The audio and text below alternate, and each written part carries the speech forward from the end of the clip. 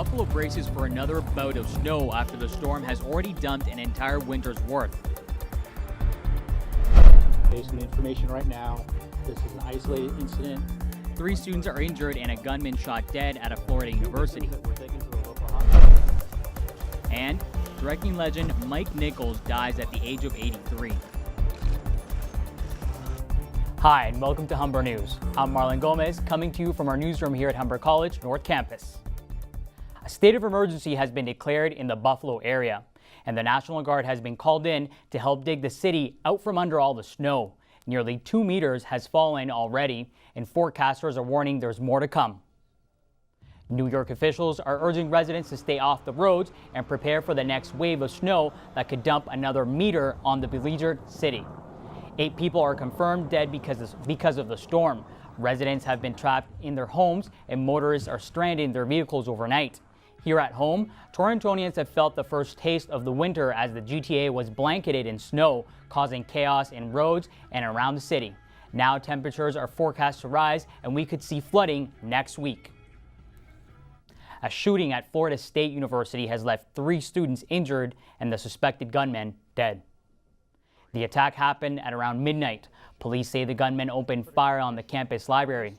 School police shot and killed them after he fired at the officers. The campus alerted students to find a safe hiding place during the attack. Police say the gunman acted alone.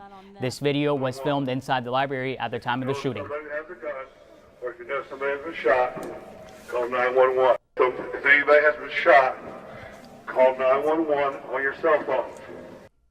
Toronto police have released dramatic video of some daring jewel thieves in the city. They say it's not the first time they've used burqas as a disguise. The video shows 2 people entering the store at York Mills in Leslie. They forced one of the employees to close the store, while another employee is held at gunpoint. Police say they got away with about $500,000 worth of jewelry. So far, there have been no arrests and no one was injured. Legendary director Mike Nichols has died. Nichols was known for directing blockbuster movies including Graduate and Who's Afraid of Virginia Woolf. His versatility has won him an Oscar, Emmy Awards, Tony Awards, and a Grammy. Nichols passed away yesterday evening after suffering a heart attack. He leaves his wife, TV journalist Diane Sawyer. Good night, moon. Good night, stars. I'll see you on the set, in the beach, and in the kitchen, and at the movies. Mike Nichols died at the age of 83. Some dramatic pictures out of China today. You won't believe this video. To say luck is on the side of this pedestrian is an understatement. The man was walking through an intersection when 2 vehicles came in from different sides. The vehicles swerved to avoid him and crashed into each other. And somehow the guy walks away from it without a scratch. Here at home, it's time to get fit and give back. The 6th Annual Fitness Olympics were held today at Humber, and it proved to be a challenge for a good cause. Our reporter Marielle Torrefranca is at the gym right now. Marielle, what's the scene like over there? Hey Marlon, as you can see, things are just wrapping up here at the Fitness Olympics, but there are plenty of challenges in motion throughout the day. Here at the Humber Gym, students had the chance to get a little competitive and some prizes were up for grabs. The event was created by 3rd semester fitness and health students who even got their creative energy flowing. Fun and unique games were targeted toward college students, including push pong and tug of 4. But the competition was all in good nature as the event was for a good cause. To sign up, students had to pay their fee in canned goods, which will be donated to nonprofit organization Youth Without Shelter. I'm here with Michael Knight, who has been recording points throughout the entire event. So, Michael, it's one thing to make a fun event, but what made you want to have a good cause?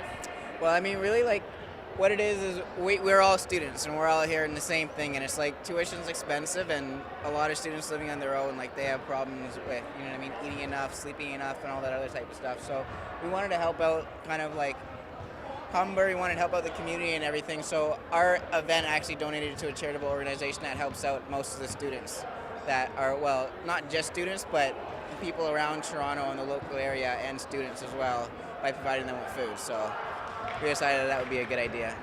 Great, thanks, Michael. Now you might want to stay limber, as next Tuesday we'll see the 12th annual Health and Wellness Fair. Live from the Humber Gym, I'm Marielle Torrefranca, Humber News. Now back to you in the studio, Marlon. Thanks, Marielle. It's been a crazy commute across the GTA these past few days, but it's still about driving safely now that the holiday season is fast approaching. As the ride program kicked off today at Humber, our reporter Donna Sevilla has the story. It's that time of year again. The annual ride program kicks off today at Humber.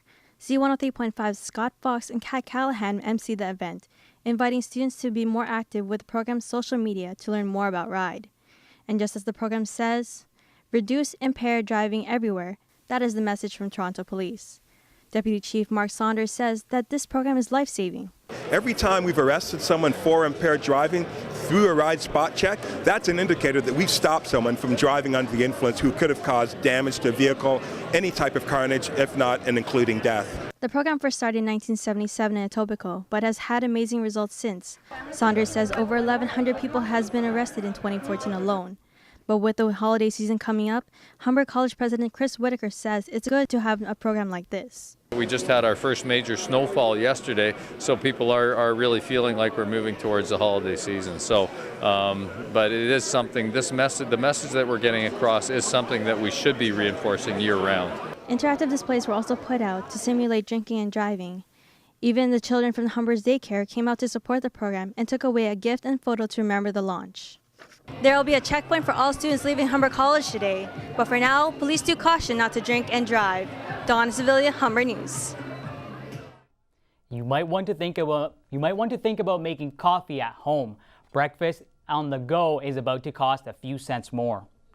The cost for Tim Hortons coffee and breakfast sandwiches will go up by 10 cents in some parts of the country, but in Ontario, just the coffee is going up. Tim Hortons says higher operating costs like more expensive coffee beans and meat are to blame. The price hike will come into effect starting next Wednesday. We've all heard of the concept of men putting on weight to show support during pregnancy. Well, a hospital in China is giving men the opportunity to experience the beauty and pain of actually giving birth.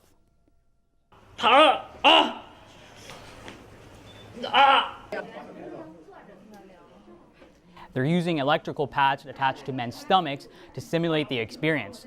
The trend started in response to complaints that men are unsympathetic to the ordeal of pregnancy. A scale of 1 to 10 is used to test pain tolerance, and just when men think it can't get any worse, it does. The nurse cranks up the electrical current. Hospital officials say the shocking experience has been a real eye-opener. When we come back, we'll tell you what's happening in the world of sports, and Danielle Strom will have your 3-day forecast. We're getting a break from the snow with warmer temperatures on the way. I'll have all your details after the break. We'll also tell you about Vince Carter's emotional night in Toronto after the break. But for now, your hit of royal news for the day. Spain Duchess of Alba has died at the age of 88. She was one of Europe's wealthiest aristocrats and held the record for having the most titles. British royals, on the other hand, were spotted out and about.